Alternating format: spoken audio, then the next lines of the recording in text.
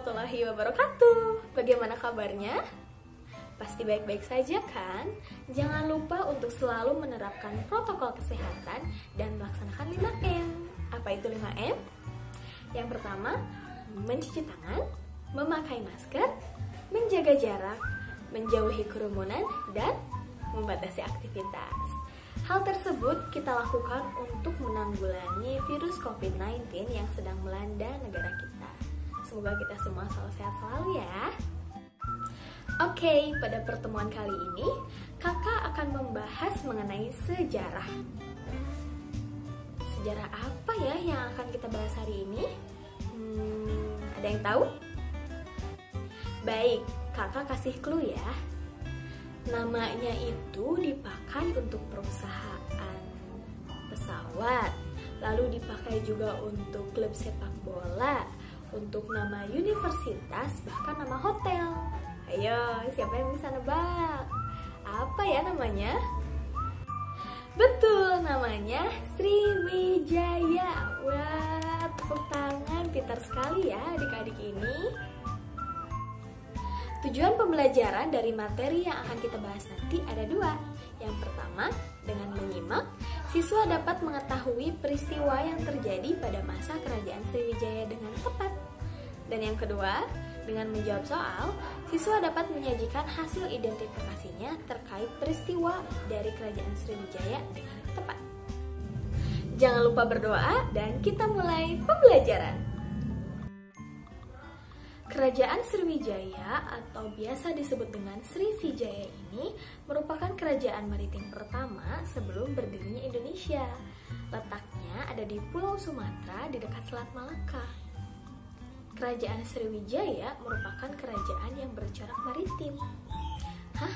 Maritim? Apa itu? Ada yang tahu?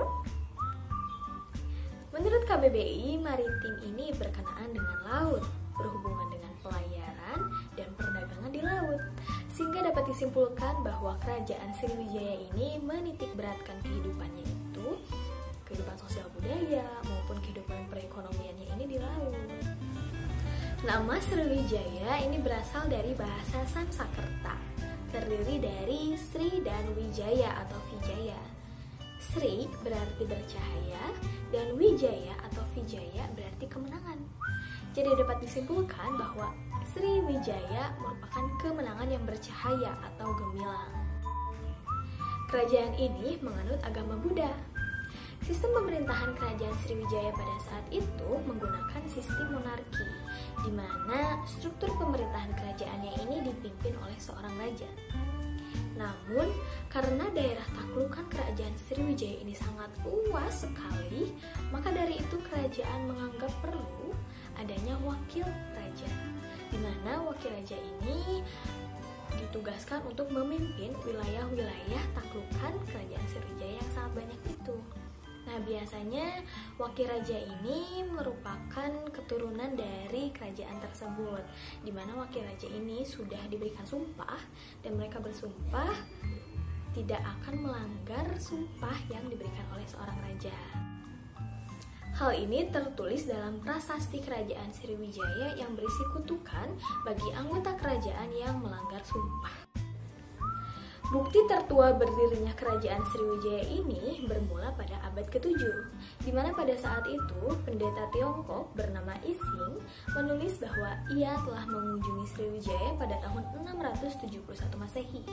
Di dalam tulisannya ia berkata bahwa pusat kerajaan Sriwijaya ini berada di Candi Muaratakus.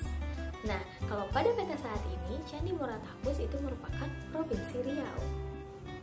Bukti lain berdirinya kerajaan Sriwijaya ini terbukti dengan ditemukannya prasasti bernama Kedukan Bukit. Prasasti ini ditemukan di Palembang dan berusia sekitar 683 Masehi, di mana pada saat itu kerajaan Sriwijaya sedang dipimpin oleh seorang raja bernama Dapuntahyang Srijayanasa, yang dimana pada saat itu raja sedang berusaha untuk memperluas daerah kekuasaannya. Ia pun sampai menyiapkan 20.000 bala tentara loh. Wah, banyak sekali ya. Tetapi alhasil, setelah mereka berada di medan perang selama 8 hari, mereka dapat menaklukkan Pulau Jawa. Hebat sekali ya. Pada masa pemerintahan Raja Samartungga, yakni pada tahun 795 sampai 835 Masehi, ekspansi militer kerajaan Sriwijaya ini mulai berkurang. Karena kerajaan Samartungga ini lebih banyak menggunakan sumber daya untuk memperkuat kekuasaannya. Nah, pada saat inilah Candi Borobudur yang sangat megah itu dibangun dan selesai pada tahun 825 Masehi. Nah, Candi Borobudur merupakan salah satu peninggalan kerajaan Sriwijaya yang masih kita lihat saat ini. Pada abad ke-9 dan ke-10 merupakan masa keemasan bagi kerajaan Sriwijaya, karena pada saat itu kerajaan Sriwijaya berhasil menguasai jalur maritim Asia Tenggara dan bahkan seluruh wilayah Asia Tenggara loh, seperti Sumatera, Malaysia, Semenanjung Malaya, Filipina, Thailand, bahkan Vietnam. Lebih dari itu, kerajaan Sriwijaya juga menjadi pengendali perdagangan lokal dan juga mengenakan bea cukai kepada setiap kapal yang lewat loh. Hal ini terjadi karena Sriwijaya berhasil menguasai Selat Sunda dan Malaka. Nah, kekayaan Sriwijaya dikumpulkan dari hasil jasa pelabuhan dan perdagangan yang bekerja sama dengan saudagar dari Tiongkok dan India.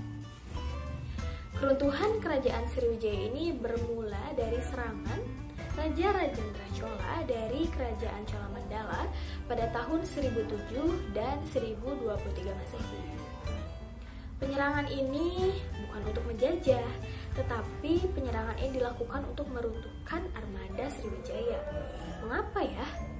Karena kedua kerajaan ini sangat bersaing dalam hal pelayaran dan perdagangan. Keruntuhan tersebut mengakibatkan kondisi ekonomi kerajaan Sriwijaya menurun. Karena pedagang-pedagang yang semulanya berdagang itu mulai berkurang. Hal ini juga menyebabkan kekuatan dari militer Sriwijaya ini melemah. Akibatnya, para prajurit banyak yang mengundurkan diri. Sehingga pada abad ke-13, kerajaan Sriwijaya ini runtuh. Nah, adik-adik bagaimana? Kisah dari kerajaan Sriwijaya tadi, seru kan? Kita jadi tahu bagaimana kerajaan Sriwijaya ini berdiri, siapa yang memimpin, lalu bagaimana sistem pemerintahannya, dan apa yang menjadi tolak ukur kehidupannya, dan sampai pula keruntuhan dari kerajaan Sriwijaya ini. Nah, oke, karena tadi adik-adik sudah menyimak bagaimana kisah dari kerajaan Sriwijaya, kakak punya 3 pertanyaan untuk adik-adik. Untuk adik-adik jawab di rumah. Gimana? Siap? Oke, untuk lebih memahami dari kisah kerajaan Sriwijaya tadi, kakak punya 3 pertanyaan untuk adik. Kok 6? 3 ya maksudnya. Ada 3 pertanyaan untuk adik-adik jawab di rumah. Bagaimana? Siap? Pertanyaan pertama, pada abad berapa kerajaan Sriwijaya berdiri?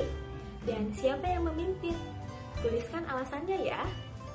Pertanyaan kedua, kerajaan Sriwijaya merupakan kerajaan bercorak maritim. Apa ya maksudnya?